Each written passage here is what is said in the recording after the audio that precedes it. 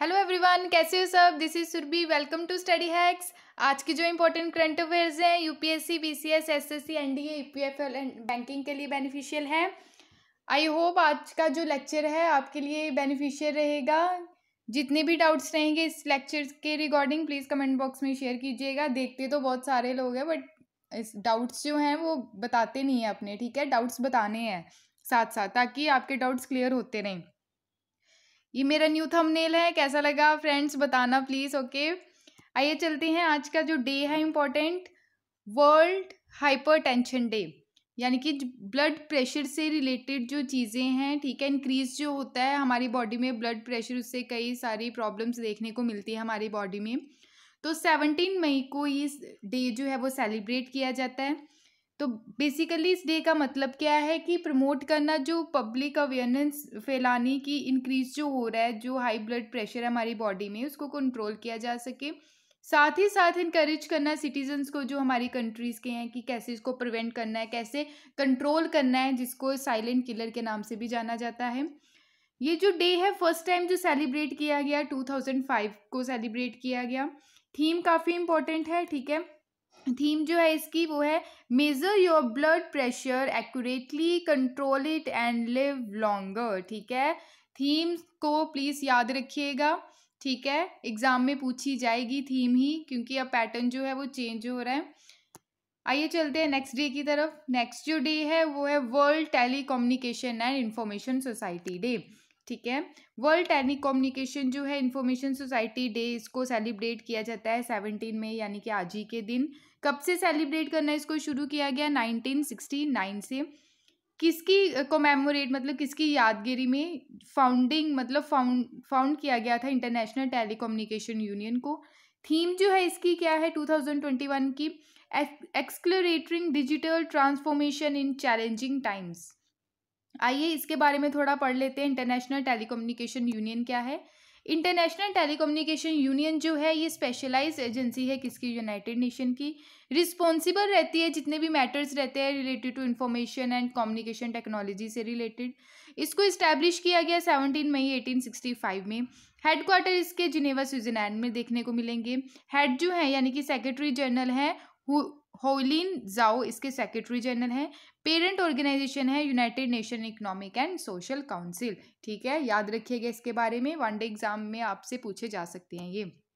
Next है 6th United Nation Global road safety Week. Road safety week यानी कि जो एक्सीडेंट देखने को मिलते हैं, ठीक है। हर दिन एक्सीडेंट देखने को मिलते हैं, कई बार तो लापरवाही से देखने को मिलते हैं, कई बार तो जानबूझ के ऐसी चीज़ें की जाती है जिसके कारण एक्सीडेंट हो जाते हैं, ठीक है। तो ग्लोबल जो यूनाइटेड नेशन के द्वारा रोड सेफ्टी वीक सेलिब्रेट किया जा रहा है। एडिशन है इसका 6th है, ठीक है। तो वीक जो है 17 मई टू 23 मई तक ये रहेगा, ये सेलिब्रेट किया जाएगा। लास्ट जो डे किया गया था, यानी कि ये साल में 2 बार सेलिब्रेट किया जाता है। 18 फरवरी को सेलिब्रेट किया गया था, 18 जनवरी टू 17 फरवरी तक इसको सेलिब्रेट किया गया था 2021 में, ठीक है। तो बाइनोमियल है ये, बिकॉज साल में 2 बार इसको सेलिब्रेट किया जाता है। जब फर्स्ट टाइम यानी कि जनवरी में जब इसको सेलिब्रेट किया गया 18 जनवरी टू 17 फरवरी, ठीक है। सॉरी ये मंथ था, ठीक है। रोड सेफ्टी मंथ सेलिब्रेट किया गया था, क्लियर। तो उस टाइम एक मतलब दुर्घटना भी देखने को मिली जब ये मंथ सेलिब्रेट किया जा रहा था। हुआ क्या था, मध्य प्रदेश में जो बस थी उसका एक्सीडेंट हो गया था जिसमें 51 बच्चों की जान चली गई थी, जो एग्ज़ाम दे के वो वापस आ रहे थे। तो ये सब चीज़ें देखने को मिली। एक तरफ तो हम क्या कर रहे थे, global road safety week celebrate कर रहे थे, और साथ ही ये सब चीज़ें देखने को मिली। तो इसको कैसे कंट्रोल किया जा सके, ये हम लोगों को ही अवेयर रहना है, ठीक है। इसके बारे में कि स्पीड स्लो रखें ताकि ऐसी चीज़ें ना हो, क्योंकि जब ऐसा होता है किसी के घर का एकलौता पर्सन जो रहता है, जो कमाने वाला होता है, ठीक है, तो उसी की जान चली जाती है, तो उस फैमिली के ऊपर क्या इम्पैक्ट पड़ता है, काफ़ी ह्यूज तौर पर ऐसी चीज़ें देखने को मिलती है। तो ये हम लोगों की ही रिस्पॉन्सिबिलिटी है कि हम ऐसे मेजर्स लें, ऐसी चीज़ें करें कि ये सब चीज़ों को कंट्रोल किया जा सके, ठीक है। तो थीम जो है इसकी 6th United Nation Global road safety Week की जो थीम है वो है स्ट्रीट फॉर लाइफ। जो टैगलाइन है किसके अंडर है? हैशटैग लव 30, ठीक है। तो ये क्या है, इसकी थीम है, याद रखिएगा। नेक्स्ट चलते हैं, साइक्लोन देखने को मिल रहा है जिसका नाम है टोक्टे, ठीक है। टोक्टे क्या है, साइक्लोन का नाम है। तो ये अरेबियन सी में देखने को मिल रहा है यहाँ पे, ठीक है। तो अब गुजरात में ये पहुंचा है, काफ़ी लोगों की जान गई है इसके चलते। साइक्लोन जो है, ये साइक्लोन जो है काफ़ी तबाही देखने को मिल रही है इसके चलते। टोरेंटियल जो रेनफॉल है, काफ़ी यूज तौर पे रेनफॉल देखने को मिल रही है। स्ट्रॉन्ग जो विंड्स हैं, हवाएं जो हैं काफ़ी, सेवरल जो केरला डिस्ट्रिक्ट में ये चीज़ें देखने को मिली, ठीक है। केरला में, यहाँ पे अरेबियन सी में ये देखने को मिला। और साथ ही साथ डैमेज किए काफ़ी जो एग्रीकल्चर क्रॉप्स हैं, बिल्डिंग्स हैं। डिस्ट्रिक्ट एडमिनिस्ट्रेशन जो है वो क्या कर रहा है कि रिलीफ कैंप ऑर्गेनाइज करवा रहा है ताकि लोगों की जान बचा सके। पावर सेक्टर जो है वो भी इसमें डैमेज देखने को मिला है कि लाइटनिंग की प्रॉब्लम देखने को मिल रही है। साथ ही साथ जो फ़ोन कॉल्स रहती हैं उसकी भी प्रॉब्लम्स देखने को मिल रही हैं। स्टॉर्म जो है वो नॉर्थवर्ड मूव की है, ठीक है, गुजरात की तरफ बढ़ी है, गुजरात कोस्ट की तरफ। एक्सपेक्टेड ये किया जा रहा है सीवियर जो साइक्लोनिक स्टॉर्म है वो स्पीड जो उसकी है 160 किलोमीटर पर आवर है, ठीक है। ये जो बे ऑफ बंगाल में सबसे ज़्यादा देखने को मिलते हैं, ठीक है। अरेबियन सी में मई में देखने को मिले सबसे ज़्यादा साइक्लोन्स आपको बे ऑफ बंगाल में देखने को मिलते हैं। मॉनसून जब ऑनसेट होता है, क्लाइमेटोलॉजिस्ट के द्वारा बोला गया कि ये इंक्रीज नंबर ऑफ स्टॉर्म्स देखने को मिली है रिसेंटली ईयर में, अगर अरेबियन सी की बात करें तो। टोटाई जो है ये fourth cyclone is the fourth cyclone in many year, मतलब फोर्थ साइक्लोन है ये काफ़ी सालों से जो देखने को मिला अरेबियन सी में प्री मानसून मंथ में, ठीक है। ये नेम जो है टोक्टे जो नेम है ये म्यांमार कंट्री के द्वारा दिया गया है इस साइक्लोन को, जिसका नाम है गैको। गैको मीन्स लिजर्ट, यहाँ पे देख सकते हैं बर्मा में यानी कि ब्रूमीज में इसको क्या बोलते हैं, गैको, जिसका नाम है टोक्टे, ठीक है। ये चीज़ें याद रखिएगा, म्यांमार कंट्री के द्वारा इसका नाम दिया गया है। अगर साइक्लोन्स की बात करें, अलग अलग एरिया में साइक्लोन्स को अलग अलग नाम से जाना जाता है, यानी कि अलग अलग कॉन्टिनेंट में। तो टाइफून जो है वो चाइना वाले और जापान वाले एरिया में साइक्लोन को टाइफून के नाम से जानते हैं। ऑस्ट्रेलिया की बात करें तो यहाँ पे विली विली। इंडिया में साइक्लोन, वेस्ट इंडीज में साइक्लोन के नाम से जानते हैं। अगर अमेरिका की बात करें ऑल्सो साइक्लोन, ठीक है। ये सब चीज़ें देखने को मिलती हैं, ये चीज़ें याद रखिएगा। विली विली जो है, विली विली ऑस्ट्रेलिया में बोला जाता है, इससे रिलेटेड यूपीएससी में क्वेश्चन पूछा गया था, ठीक है। नेक्स्ट है इजराइल से रिलेटेड मुद्दा है आयरन डोम डिफेंस सिस्टम, ठीक है। ये है क्या, क्लियर, ये क्या है, आयरन डोम होता क्या है बेसिकली जेरूसलम में। पहले तो ये देखो कि प्रॉब्लम है क्या, उसके बाद ये डिस्कस करते हैं। ये मैंने पहले भी डिस्कस किया था, फिर से आप लोगों की रिवीजन हो जाएगी, ठीक है। 1947 में क्या हुआ था, पैलेस्टीन जो है, ये ग्रीन ग्रीन एरिया आपको पैलेस्टीन का देखने को मिलता है, ठीक है। तो यहाँ पे इजराइल ने 1947 में कंट्रोल करना शुरू कर दिया था पैलेस्तीन के ऊपर। यहाँ पे आप देख सकते हैं, अगर पार्टीशन प्लान जब आया था 1947 में, तो 1949 टू अगर 67 की बात करें तो इजराइल ने पूरा कंट्रोल करना शुरू कर दिया था पैलेस्टीन पे। अगर प्रेजेंट की बात करें तो ये थोड़ा सा पार्ट रह गया पैलेस्टीन का, बाकी सारा इजराइल ने क्या कर लिया, अपने कंट्रोल में ले लिया है, ठीक है। तो यहाँ पे देखें, एक सेकेंड, ये वाला मैप देखें, ठीक है। अभी प्रॉब्लम कहाँ देखने को मिल रही है, गाजा स्ट्रिप में, ठीक है। गाजा स्ट्रिप में कौन है, हमास कंट्रोल, मतलब हमास जो है ग्रुप का, वहाँ पे गाजा स्ट्रिप पे कंट्रोल है। और वेस्ट बैंक का फतेह कंट्रोल, ठीक है। तो यहाँ पे जेरूसलम इसकी क्या देखने को मिलेगी, कैपिटल देखने को मिलेगी। गाजा जो सिटी है, गाजा ने बम्बार्डमेंट करनी शुरू कर दी इजराइल के ऊपर, ठीक है। तो इजराइल का जो सिस्टम है आयरन डोम, उसके चलते क्या हुआ, यहाँ पे देखिए, ये देखिए, जो इजराइल का आयरन डोम है डिफेंस सिस्टम है, ये वर्क कैसे करता है। जैसे ये आप देख लीजिए, जो गाजा सिटी है उसके द्वारा क्या किया गया, अगर रॉकेट यहाँ पे मिसाइल छोड़ी गई, ठीक है, एनिमी रॉकेट फायर की गई, तो यहाँ पे क्या हुआ, रेडार सिस्टम है, ये क्या कर देगा, इंडिकेटर दे देगा कि कोई ऐसी चीज़ हमारी कंट्री में आ रही है। तो कंट्रोल सिस्टम पूरा अवेयर हो जाएगा कि हम इसको कैसे कंट्रोल करेंगे। तो जो जैसे इजराइल का है, ये लॉन्चर फायर मिसाइल जो है, ये क्या करेगा, यहाँ से मिसाइल दागनी शुरू कर देगा और यहाँ पे हवा ही हवा में डिस्ट्रॉय कर दी जाएगी ये मिसाइल, ठीक है। Missile explode near rocket. तो यही क्या है, इजराइल का आयरन डोम है। ये सब चीज़ें देखने को मिली, काफ़ी बम्बार्डमेंट देखने को मिली यहाँ पे, तो काफ़ी लोगों की जान भी गई इसके चलते। ये जो मुद्दा है काफ़ी गरमाया हुआ है, यूनाइटेड नेशन के द्वारा बोला गया है कि इसको कंट्रोल किया जाए, ठीक है। तो गाज़ा जो वायलेंस है इसको इमिडिएटली ख़त्म किया जाए, यूनाइटेड नेशन जनरल सेक्रेटरी के द्वारा बोला गया है। ये जो फाइट देखने को मिली है, ठीक है, हैवीएस्ट फाइटिंग देखने को मिली इन दी ईयर, जो अनरेस्ट इन जेरूसलम। इसराइल की जो आर्मी है उसने 3000 रॉकेट मतलब छोड़े हैं। अगर किसकी बात करें, गाज़ा स्ट्रिप की बात करें, ठीक है। इसराइल का जो आयरन डोम है, anti missile system, 1000 over rockets देखने को मिले इसके चलते, मतलब 1000 ऑफ रॉकेट्स छोड़े गए गाज़ा सिटी के ऊपर। कॉन्फ्लिक्ट जो देखने को मिला, ये नॉन स्टॉप एयर स्ट्राइक देखने को मिली, जिसके चलते जो गाज़ा की जो पॉपुलेशन है उस पर काफ़ी इम्पैक्ट पड़ा, कई लोग मारे गए इसमें। Rocket reach big city in Israel, rocket जो है जो बिग सिटी है इसराइल की, वहाँ पर भी बम्बार्डमेंट देखने को मिली, ठीक है। ये क्लियर है। और ऐसा ही सिस्टम क्या है, थार्ड सिस्टम है, ठीक है। तो ये यूएसए का है। थार्ड की फुल फॉर्म क्या है ये आप लोग बताइएगा मेरे को कमेंट बॉक्स में, ये इससे रिलेटेड क्वेश्चन पूछा गया था यूपीएससी में ही, ठीक है। आइए नेक्स्ट चलते हैं। यहाँ पे इसराइल है, यहाँ पे मेडिटेरियन सी इजिप्ट देखने को मिलेगा, यहाँ पे डेड सी है, जॉर्डन, सीरिया, गोलन हाइट जो है, ठीक है। तो गोलन हाइट सीरिया की थी, तो यूएसए के द्वारा घोषित कर दिया गया है कि गोलन हाइट किसकी है, इसराइल की, ठीक है। ये सब चीज़ें भी देखने को मिली। नेक्स्ट है सोशल इशू है, काफ़ी इंपॉर्टेंट है, ठीक है। पैंडमिक के चलते क्या हो रहा है, वुमेंस जो हैं उनकी जो जॉब है वुमेंस की काफ़ी चली गई है, उनको इक्वल स्टेटस नहीं सोसाइटी में कई बार मिलता है, ठीक है। जिनकी जॉब चली गई है वुमेंस की, दोबारा उनको जॉब पे नहीं लिया जा रहा, ये सब चीज़ें देखने को मिल रही हैं। आइए देखते हैं मुद्दा क्या है। जेंडर इन इक्वालिटी जो है हमारे इंडिया में किस बिहाफ पे देखने को मिलती है, ठीक है।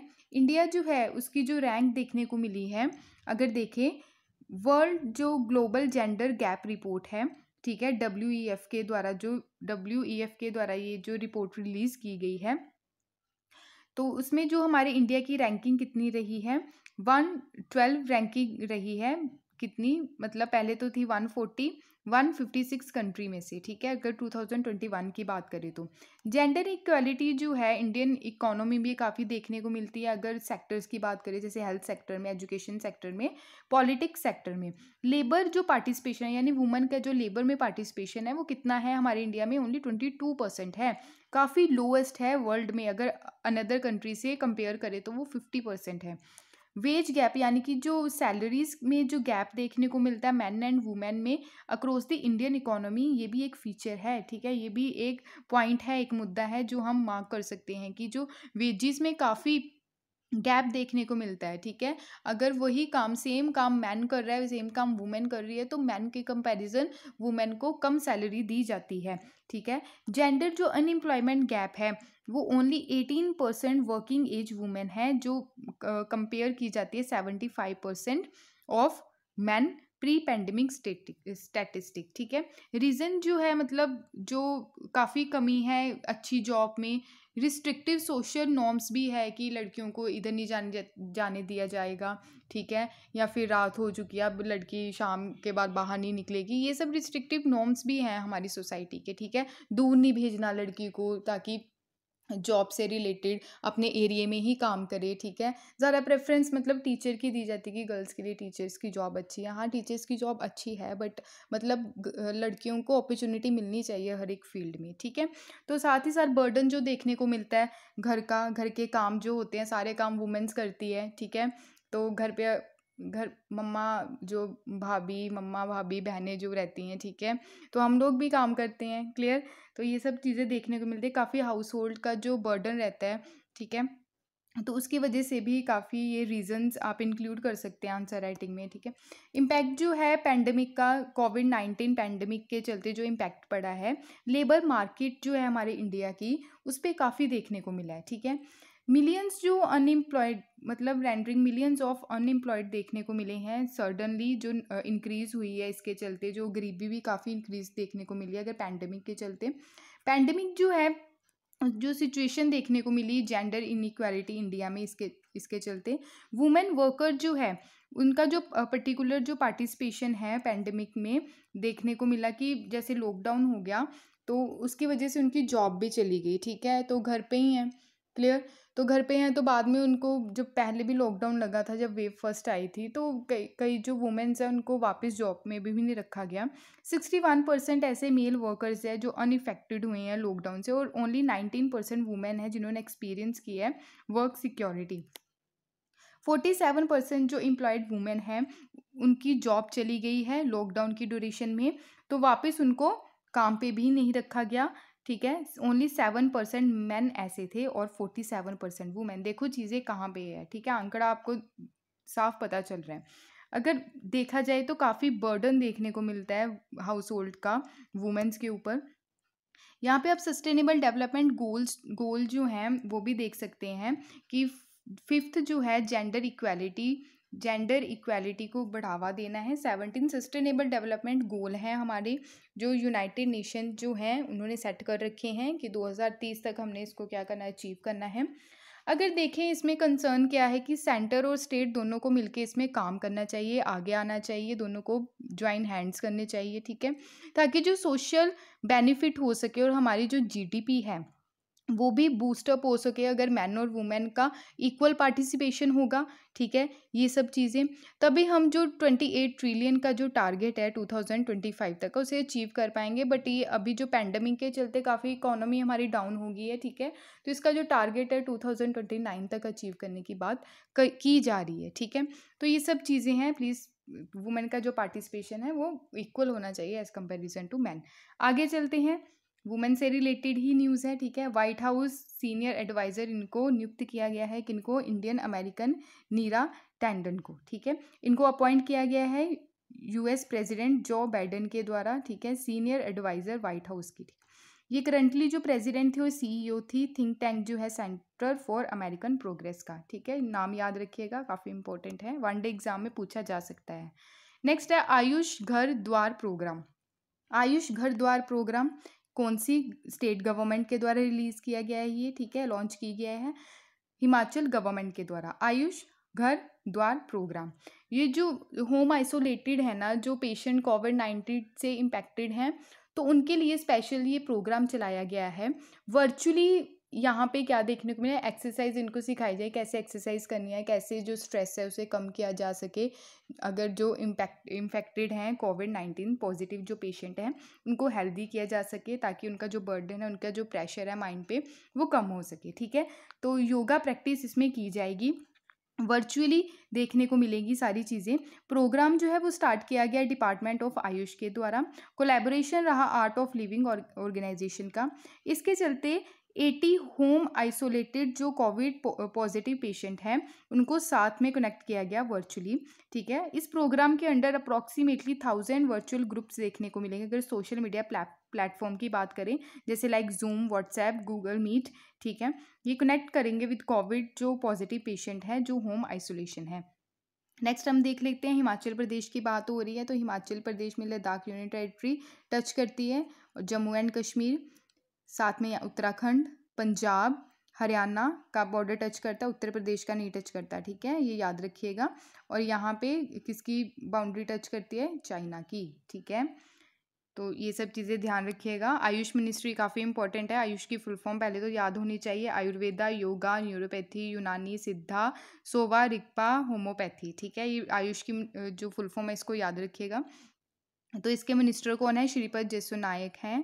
क्लियर, तो इसको फाउंड किया गया था 9 नवंबर 2014 में। ये रिसेंटली की ही मतलब लॉन्च किया गया इस मिनिस्ट्री को, तो प्लीज़ इसको याद रखिएगा। नेक्स्ट है विटली अवार्ड 2021। विटली अवार्ड दिया गया है 2021 का, किसके द्वारा दिया गया है ये भी देखते हैं। इन्वायरमेंटलिस्ट जो है नागालैंड के, ठीक है, लोंगलेंग डिस्ट्रिक्ट के नुकू फोम, ठीक है, इनको इस अवार्ड से नवाजा गया है। विटली अवार्ड 2021 का खिताब इनके हाथ रहा। इसको ग्रीन ऑस्कर अवार्ड भी बोला जाता है।